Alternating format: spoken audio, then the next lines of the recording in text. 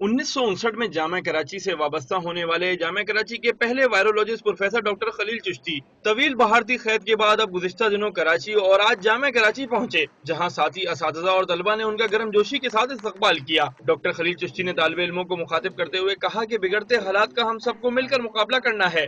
हमारे मुल्क में भी ज़हीन अफराद की कमी नहीं।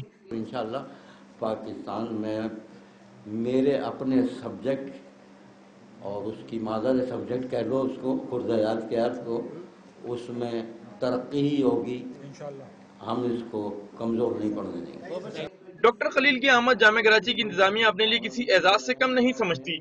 यही वजह है कि इंतजामिया ने उनकी माहिराना क़यादत में मोज़ी अमराज और मुख्तलिफ वायरसेस के बारे में तहकीक के लिए इंस्टीट्यूट के क़याम का फैसला कर लिया है। Vector borne viral disease research and surveillance centre यहाँ बनाना चाहते हैं, और वो डॉक्टर साहब की गाइडेंस में और इनकी एक्सपर्टीज़ को इस्तेमाल करते हुए, ताकि हम dengue, Crimean Congo, haemorrhagic fever, avian influenza, इस किस्म की बीमारियों पे कंट्रोल कर सकें। अजीम इंसान की इल्मी खिदमत और 21 साल बाद जामिया कराची आमद पर साबिक vice chancellor professor doctor Pirzada Qasim भी जामिया पहुंचे और खलील चिश्ती के साथ वक्त गुजारा।